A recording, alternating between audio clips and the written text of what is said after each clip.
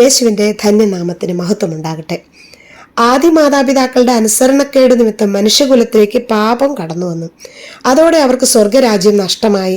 പാപം ചെയ്ത ആദത്തെയും ഹവ്വായെയും അതിനെ പ്രേരിപ്പിച്ച സർപ്പത്തെയും ദൈവം ശപിച്ചു. എന്നാൽ സകല തിന്മകളിൽ നിന്നും രക്ഷിക്കാൻ കഴിവുള്ള ഒരു രക്ഷകനെ ദൈവം വാഗ്ദാനം ചെയ്യുകയും ചെയ്തു.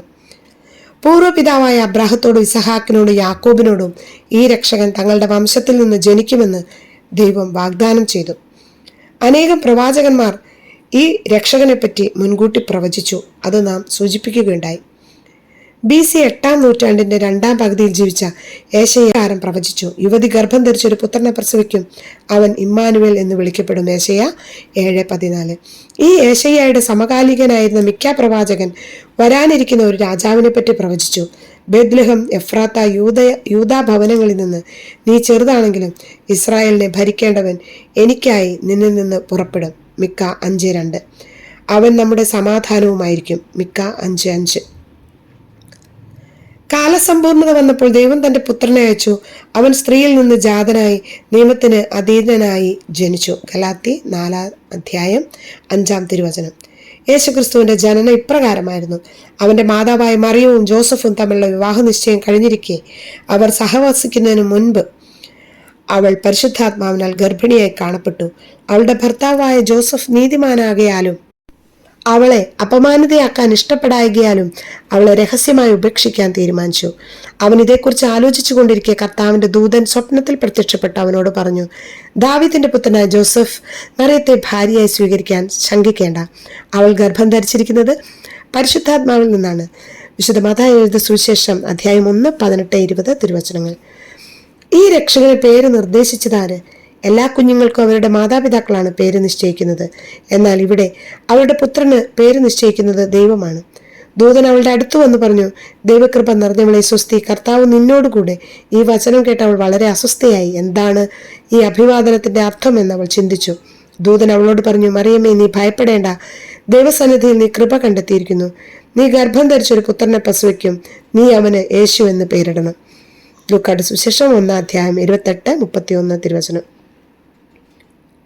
യേശു എന്ന പേര് കണ്ടെത്തിയത് യോസേപ്പോ മറിയമോ അല്ല, ദൈവം തന്നെയാണ്. അതിനാൽ തന്നെ ആ നാമം എല്ലാ നാമങ്ങളെക്കാൾ ഉന്നതമാണ്. ആകയാൽ ദൈവം അവനെ അത്യധികം ഉയർത്തി എല്ലാ നാമങ്ങൾക്കും ഉപരിയായ നാമം നൽകുകയും ചെയ്തു. ഫിലിപ്പി 2:9 തിരുവചനം.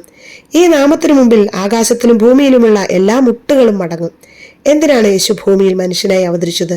പിതാവായ ദൈവം തന്നെ അത് വെളിപ്പെടുത്തി. അവൻ തന്റെ ജനത്തെ അവരുടെ പാപങ്ങളിൽ നിന്ന് മോചിപ്പിക്കും. മത്തായിയുടെ സുവിശേഷം 1:21 അവനിൽ വിശ്വസിക്കുന്ന എല്ലാവരും അവന്റെ നാമം വഴി പാപമോചനം നേടുമെന്നും പ്രവാചകന്മാർ അവനെക്കുറിച്ച് സാക്ഷ്യപ്പെടുത്തുന്നു.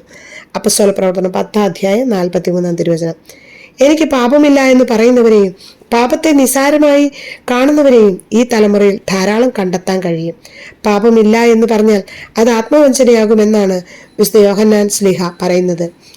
ദമാസ്കസിലെ അനന്യാസിന്റെ അടുക്കലേക്ക് സാവൂൾ അയക്കപ്പെട്ടു. അനന്യാസ് അവനു വേണ്ടി പ്രാർത്ഥിച്ചപ്പോൾ സാവൂളിന് കാഴ്ച തിരിച്ചു കിട്ടി. സാവൂളിനോട് യേശുവിന്റെ സാക്ഷിയാകാൻ അനന്യാസ് ഉപദേശിച്ചു. അനന്യാസ് പറഞ്ഞു, ഇനി നീ എന്തിനു കാത്തിരിക്കുന്നു? എഴുന്നേറ്റ് സ്നാനം സ്വീകരിക്കുക. അവന്റെ നാമം വിളിച്ചപേക്ഷിച്ചുകൊണ്ട് നിന്റെ പാപങ്ങൾ കഴുകിക്കളയുക. അപ്പോസ്തല പ്രവർത്തനം 2:16 തിരുവചനം. ആരെല്ലാം സാവൂളിനെ പോലെ യേശുനാമം വിളിച്ചപേക്ഷിച്ച് പാപങ്ങൾ കഴുകിക്കളയുന്നുവോ അവർക്കെല്ലാം പാപക്ഷമ ഉണ്ട്. അതെ, യേശു വന്നത് പാപത്തിൽ നിന്ന് നമ്മെ മോചിപ്പിക്കാനാണ്. ഒരാളുടെ പേര് ആ വ്യക്തിയെയാണ് പ്രതിനിധീകരിക്കുന്നത്. യേശുനാമവും യേശുവും ഒന്നു തന്നെ. പ്രവാചകന്മാർ വഴി അരുളിച്ചെയ്തത് അവനിൽ നിറവേറി. കന്യകയിൽ നിന്ന് ജനിക്കുമെന്ന് ഏശയ്യാ പറഞ്ഞ ഇമ്മാനുവേൽ ഈ യേശുവാണ്. കന്യക ഗർഭം ധരിച്ചൊരു പുത്രനെ പ്രസവിക്കും, ദൈവം നമ്മോടുകൂടെ എന്നർത്ഥമുള്ള ഇമ്മാനുവേൽ എന്ന് അവൻ വിളിക്കപ്പെടും എന്ന് കർത്താവ് പ്രവാചകൻ മുഖേന അരുളിച്ചെയ്തത് പൂർത്തിയായി. യേശു രാജാവാണ്. എല്ലാ മുട്ടും അവന്റെ മുമ്പിൽ മടങ്ങും. ഫിലിപ്പി 2:10. പിശാചുക്കൾ അവന്റെ മുമ്പിൽ ഞെട്ടിവിറയ്ക്കും. ലൂക്ക 10:17. ഈ നാമത്തിനു മുമ്പിൽ സ്വർഗവാതിൽ തുറക്കും. യോഹന്നാൻ 15:16. ഈ യേശുവിനെ സ്വീകരിക്കുന്നവർ ദൈവമക്കളാകും. യോഹന്നാൻ 1:12. ഈ നാമം രോഗശാന്തി നൽകും. അപ്പോസ്തല പ്രവർത്തനം 3:6. രക്ഷയ്ക്കുള്ള ഏക നാമമാണത്. അപ്പോസ്തല പ്രവർത്തനം 4:12. സകലത്തിന്റെ മേൽ അധികാരമുള്ള നാമമാണ്. ഫിലിപ്പി 2:10-11 തിരുവചനങ്ങൾ. അതെ പ്രിയപ്പെട്ടവരെ, ബൈബിളിലെ കാര്യങ്ങളെല്ലാം സകല ജനത്തിനും കൂടി വേണ്ടിയുള്ളതാണ്. അവനിൽ വിശ്വസിച്ച് ഹൃദയവാതിൽ തുറന്നിട്ടാൽ യേശു ഹൃദയത്തിൽ തന്നെ നമ്മുടെ ഹൃദയത്തിൽ തന്നെ വന്നു പിറക്കും. ആമേൻ.